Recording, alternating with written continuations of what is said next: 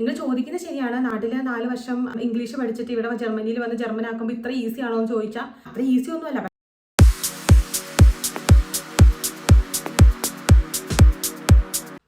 Hello, എല്ലാവർക്കും പുതിയൊരു വീഡിയോയിലോട്ട് സ്വാഗതം.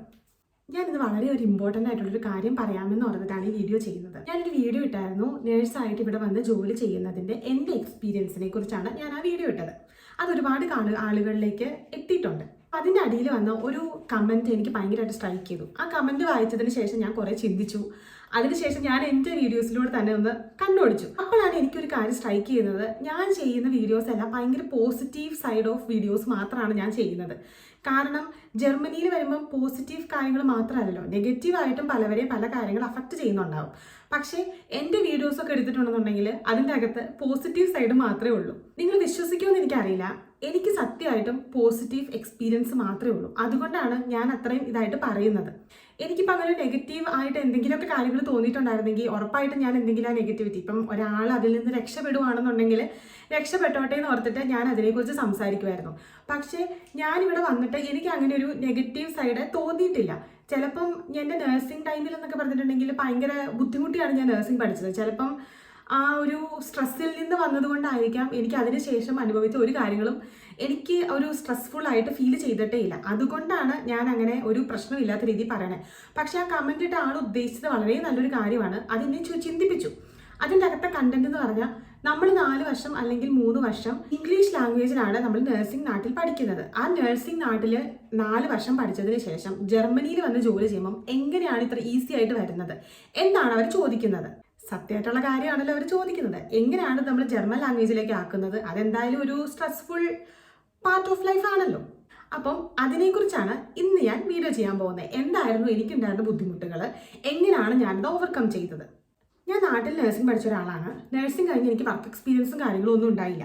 അത് കഴിഞ്ഞ് ഡയറക്റ്റായിട്ട് ജർമ്മൻ പഠിച്ചിട്ട് ഞാൻ ജർമ്മനിയിൽ വന്നു. അതിനുശേഷം 3 മാസം എനിക്ക് പ്രാക്ടിക്കൽ ടൈമായിരുന്നു.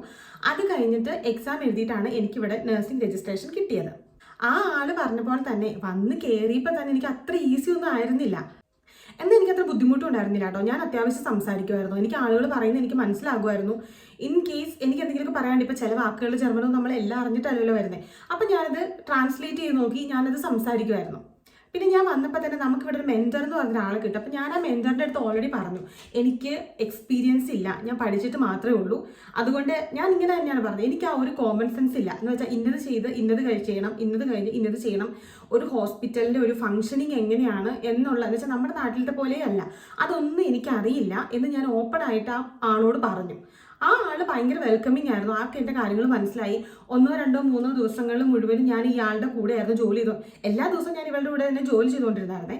പക്ഷേ ആദ്യത്തെ 3 ദിവസങ്ങൾ എന്ന് വെച്ചാൽ എന്നെ കംഫർട്ടബിൾ ആക്കി ഇരിക്കാനാണ് ആ ആൾ ശരിക്കും ശ്രദ്ധിച്ചത്. എന്നോട് പറയും, നീ അത് ചെയ്യുക, നീ ഇത് ചെയ്യുക, നീ അത് ചെയ്യുക, നീ ഇത് ചെയ്യുമെന്ന് പറയുമ്പോൾ ഞാൻ അത് ചെയ്യുമായിരുന്നു.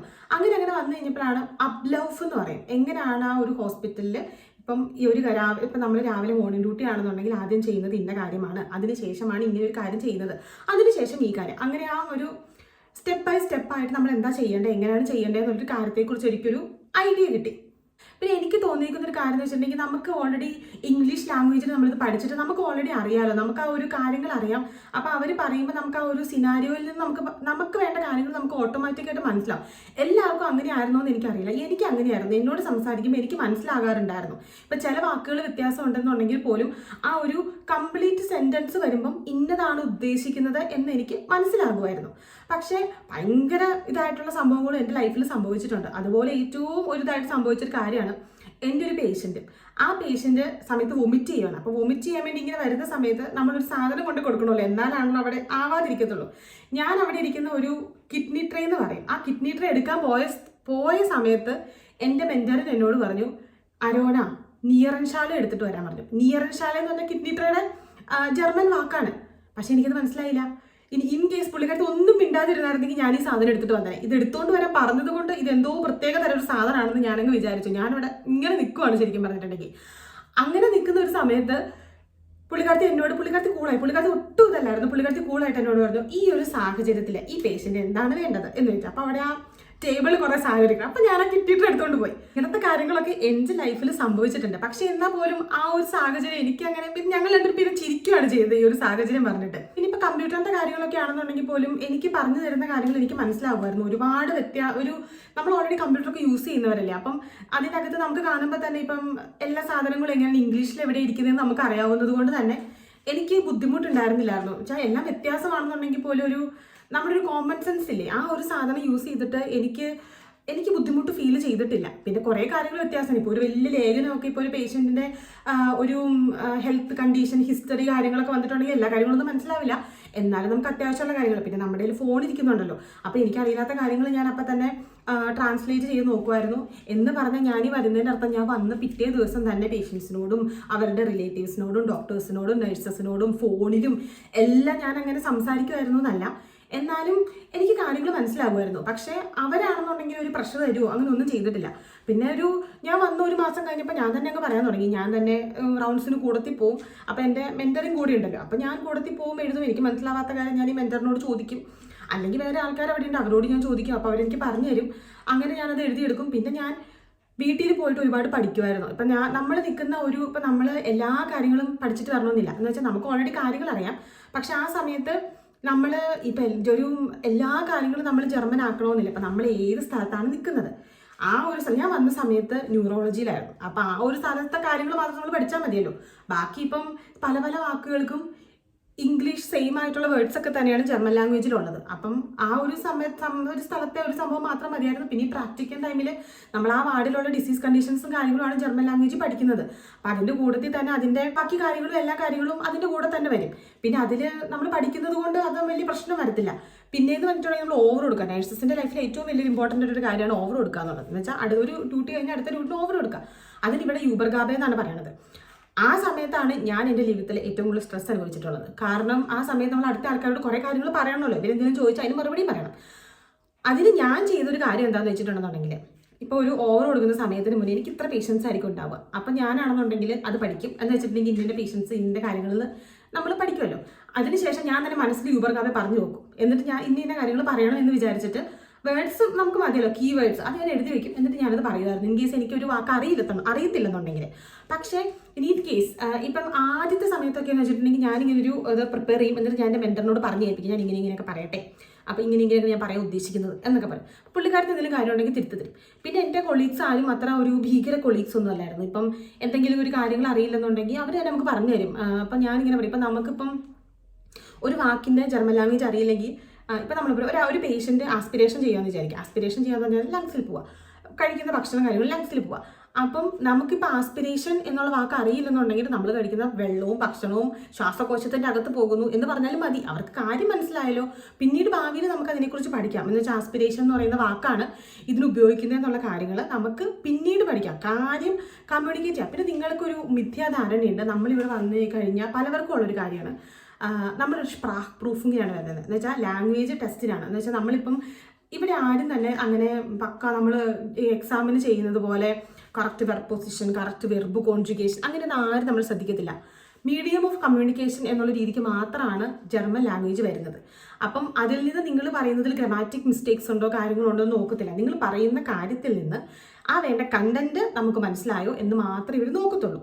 പിന്നെ എനിക്ക് തോന്നുന്നൊരു കാര്യം എന്ന് വെച്ചിട്ടുണ്ടെങ്കിൽ, ഇപ്പം ഞാൻ ജർമ്മനിയിൽ വന്ന് നഴ്സായിട്ട് ജോലി ചെയ്യാൻ വേണ്ടി തീരുമാനം എടുത്ത സമയം മുതൽ ഞാൻ ജർമ്മനിയിൽ ജോലി ചെയ്യാനുള്ള കാര്യത്തെക്കുറിച്ച് ചിന്തിക്കണം. എന്ന് വെച്ചാൽ നമുക്കിവിടെ ഭാഷയില്ല, നമ്മൾ എന്ത് കുറുക്കുവഴിക്കൂടെ വന്നിട്ട് കാര്യമൊന്നുമില്ല. നമ്മൾ സംസാരിക്കാതെ ഒരു കാര്യവും നടക്കത്തില്ല. നമ്മളിവിടെ വന്നിട്ട് മോശമായിട്ട് കാര്യങ്ങൾ ചെയ്യുകയാണെന്നുണ്ടെങ്കിൽ നമ്മളെക്കുറിച്ച് മോശം ഇമേജ് മാത്രമേ പുറത്തോട്ട് പോവുകയുള്ളൂ.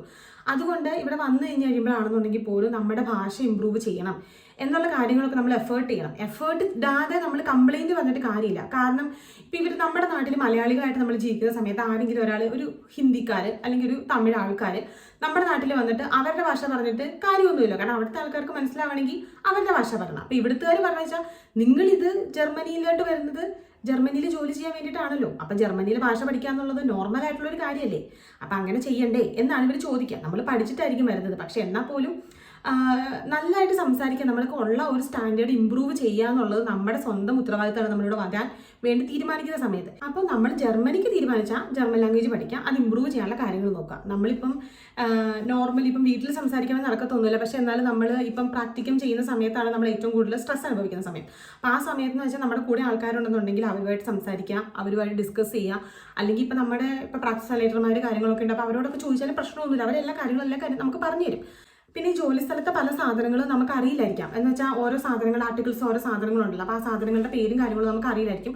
അങ്ങനെ ഉണ്ടെന്നുണ്ടെങ്കിൽ ഇപ്പോൾ ഓരോ സാധനങ്ങൾ എവിടെ ഇരിക്കണേന്ന് അറിയത്തില്ല. അപ്പോൾ അങ്ങനെ ഉണ്ടെന്നുണ്ടെങ്കിൽ നമ്മൾ തന്നെ പോയി ഡോർ തുറന്നു നോക്കി നമ്മൾ തന്നെ എഴുതിയെടുക്കണം എന്തൊക്കെ കാര്യങ്ങളാണ് ഉള്ളതെന്ന്.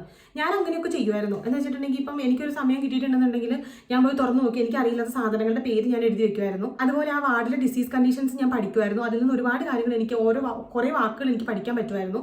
പിന്നെ ഓവർ കൊടുക്കുന്ന സമയത്ത് പ്രത്യേകതരം വാക്കുകളെ കാര്യത്തിൽ പറഞ്ഞിട്ടുണ്ടെങ്കിൽ ഞാൻ എനിക്ക് പറ്റുന്ന രീതിക്ക് എഴുതി വെക്കും. ഇപ്പം നമുക്ക് എല്ലാ സ്പെല്ലിങ് കറക്റ്റായിട്ട് അറിയണമെന്നില്ല. അപ്പോൾ നമുക്കൊരു പേപ്പർ ഉണ്ട് ഈ ഓവർ കൊടുക്കുന്ന ലിസ്റ്റ്, അതിൻ്റെ പുറകിൽ ഞാൻ അങ്ങനെ എഴുതി വയ്ക്കും, അല്ലെങ്കിൽ സൈഡിൽ അങ്ങനെ എഴുതി വയ്ക്കും. എന്നിട്ട് ഞാൻ പിന്നെ പോയി നോക്കും.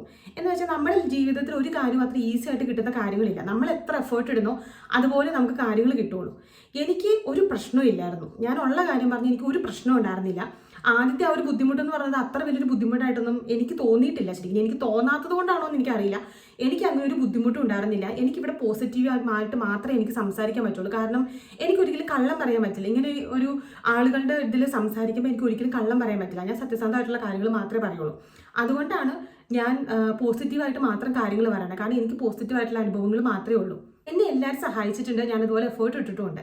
നിങ്ങൾ ചോദിക്കുന്നത് ശരിയാണ്. നാട്ടിൽ 4 വർഷം ഇംഗ്ലീഷ് പഠിച്ചിട്ട് ഇവിടെ ജർമ്മനിയിൽ വന്ന് ജർമ്മനാക്കുമ്പോൾ ഇത്ര ഈസി ആണോ എന്ന് ചോദിച്ചാൽ അത്ര ഈസി ഒന്നുമല്ല. പക്ഷെ നമ്മൾ പഠിച്ചിട്ടുണ്ടെങ്കിൽ നമുക്ക് നേടാൻ പറ്റാത്തതായിട്ട് കാര്യങ്ങളും ഇല്ല. നമ്മൾ ജോലി കഴിഞ്ഞ് വീട്ടിൽ പോയിട്ട് അത്യാവശ്യം കാര്യങ്ങളൊക്കെ ചെയ്തിട്ട് പഠിക്കുവാണെന്നുണ്ടെങ്കിൽ, കാരണം ഈ പ്രാക്ടിക്കൽ സമയം ഞാൻ പഠിക്കുന്ന സമയം തന്നെയായിട്ടാണ് കൂട്ടിയായിരുന്നത്. അപ്പം ഞാൻ വന്നിരുന്ന് പഠിക്കുമായിരുന്നു, അങ്ങനെ കാര്യങ്ങൾ ചെയ്യുമായിരുന്നു. അപ്പോൾ എനിക്ക് ഇമ്പ്രൂവ്മെൻറ്റ് വന്നു. ഓരോ ദിവസവും എനിക്ക് ഇമ്പ്രൂവ്മെൻ്റ് ആണ്. ഇന്നും എനിക്ക് ഇമ്പ്രൂവ്മെൻ്റ് ആണ്. ഇന്ന് കഴിഞ്ഞ് നാളെ ചെന്നാലും എനിക്ക് ഇമ്പ്രൂവ്മെൻ്റ് ആണ്. അപ്പം അങ്ങനെ ഞാൻ എഫേർട്ട് ഇടുന്നുണ്ട്. ഇന്ന് ഞാൻ വന്നിട്ട് 5.5 വർഷം കഴിഞ്ഞെങ്കിലും അത്രയും എഫേർട്ട് ഞാൻ ഇടുന്നുണ്ട് എൻ്റെ ലാംഗ്വേജ് ഇമ്പ്രൂവ് ചെയ്യാൻ വേണ്ടിയിട്ട്. നമ്മൾ അങ്ങനെ ചെയ്യുമ്പം നമുക്ക് ഒരുപാട് അഡ്വാൻറ്റേജസ് ഉണ്ട്. നമുക്ക് ഒരുപാട് കാര്യങ്ങൾ പഠിക്കാൻ പറ്റും, നമുക്ക് ഒരുപാട് ഇമ്പ്രൂവ് ചെയ്യാൻ പറ്റും. നമ്മൾ എന്തോരം ക്വസ്റ്റ്യൻസ് ചോദിച്ചാലും നമുക്കിപ്പം അറിയില്ലെന്നുണ്ടെങ്കിൽ. പിന്നെ ഞാൻ ചെയ്ത ഏറ്റവും വലിയൊരു കാര്യമായിരുന്നു, എനിക്ക് എന്തെങ്കിലും ഒരു കാര്യം അവർ പറഞ്ഞത് മനസ്സിലായെങ്കിൽ ഞാൻ മനസ്സിലായില്ല എന്ന് പറയുമായിരുന്നു.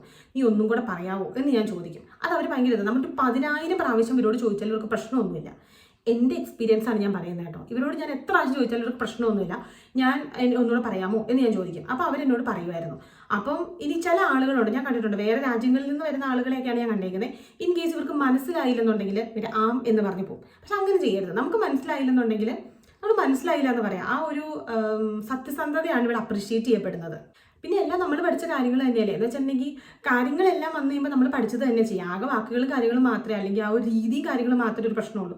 പിന്നെ എന്ന് വെച്ചാൽ നമുക്ക് ഇവിടെ എന്നൊക്കെ പറഞ്ഞ് ഇപ്പോൾ ഓൾഡ് ഏജ് ഹോം, റേഹ ക്ലിനിക്ക് അങ്ങനെയൊക്കെ പറഞ്ഞ് ഇപ്പം നമ്മുടെ നാട്ടിൽ എന്ന് വെച്ചാൽ ഹോസ്പിറ്റലിൽ ഒരാൾ അഡ്മിറ്റ് ആയിട്ടുണ്ടെന്നുണ്ടെങ്കിൽ അയാൾ പിന്നെ പോകുന്നത് ഡിസ്ചാർജ് ആയി വീട്ടിലേക്കായിരിക്കും. പക്ഷേ ഇവിടെ എന്ന് വെച്ചാൽ പല സ്ഥലത്തേക്ക് പോകുന്നു. ഹോസ്പിറ്റലിൽ നിന്ന് റേഹ ക്ലിനിക്കിൽ പോകുന്നവരുണ്ടാവും, ഓൾഡ് ഏജ് ഹോമിൽ പോകുന്നവരുണ്ടാവും, വീട്ടിൽ പോകുന്നവരുണ്ടാവും, ഹോസ്പിസിൽ പോകുന്നവരുണ്ടാവും. അങ്ങനെ പല രീതിക്കാണ് ഇവിടെ ആളുകൾ തിരിച്ചു പോകുന്നത്. അപ്പോൾ നമുക്ക് ആ ഒരു ഓർഗനൈസേഷൻ്റെ ഒരു സ്ട്രക്ചറും കാര്യങ്ങളും മനസ്സിലായി വന്നിട്ടുണ്ടെന്നുണ്ടെങ്കിൽ നമുക്ക് പ്രത്യേകിച്ച് പ്രശ്നമൊന്നുമില്ല. അതുപോലെ ഹോസ്പിറ്റലിൻ്റെ ആണെങ്കിലും കുറേ കാര്യങ്ങളുണ്ട്. അപ്പോൾ അത് നമുക്ക് പയ്യെ മനസ്സിലായി. ഇവർക്കും അറിയാം നമുക്കിതൊന്നും അറിയത്തില്ല, നമ്മൾ വേറെ നാട്ടിൽ നിന്ന് വന്നിരിക്കുന്നവരാണ്. അപ്പോൾ നമ്മുടെ പ്രശ്നങ്ങൾ എന്താണെന്ന് നമ്മൾ തന്നെ മനസ്സിലാക്കി നമുക്കത് ഇമ്പ്രൂവ്മെൻറ്റ് വന്ന് കഴിഞ്ഞ് കഴിയുമ്പോൾ നമുക്ക് കുഴപ്പമൊന്നുമില്ല, നമുക്ക് ഹാപ്പിയായിട്ട് ജോലി ചെയ്യാൻ പറ്റും. ഞാൻ ഇന്ന് വരെ ഒരു ദിവസം പോലും ജോലിക്ക് പോകണമല്ലോ എന്നോർത്ത് ഞാൻ പോയിട്ടേ ഇല്ല. ഞാൻ ഹാപ്പി ആയിട്ടാണ് എൻ്റെ ജോലി സ്ഥലത്ത് പോകുന്നതും തിരിച്ചു വരുന്നതും. അപ്പോൾ ഇതൊക്കെയാണ് ഞാൻ എൻ്റെ ലൈഫിൽ എൻ്റെ ഒരു കാര്യങ്ങൾ ഞാൻ വന്ന സമയം തൊട്ട് കാര്യങ്ങൾ ഇമ്പ്രൂവ് ചെയ്യാനായിട്ട് ഞാൻ ചെയ്ത മാർഗ്ഗങ്ങൾ. നിങ്ങൾക്കും ഇതിൽ എന്തെങ്കിലുമൊക്കെ ഉപകാരപ്പെടുമെന്ന് ഞാൻ വിശ്വസിക്കുന്നു. പിന്നെ എന്തെങ്കിലും ഡൗട്ട്സ് ഉണ്ടെന്നുണ്ടെങ്കിൽ ഉറപ്പായിട്ട് കമൻറ്റ് ചെയ്യുക, അല്ലെങ്കിൽ ഇൻസ്റ്റാഗ്രാമിൽ മെസ്സേജ് അയയ്ക്കുക. Thanks for watching.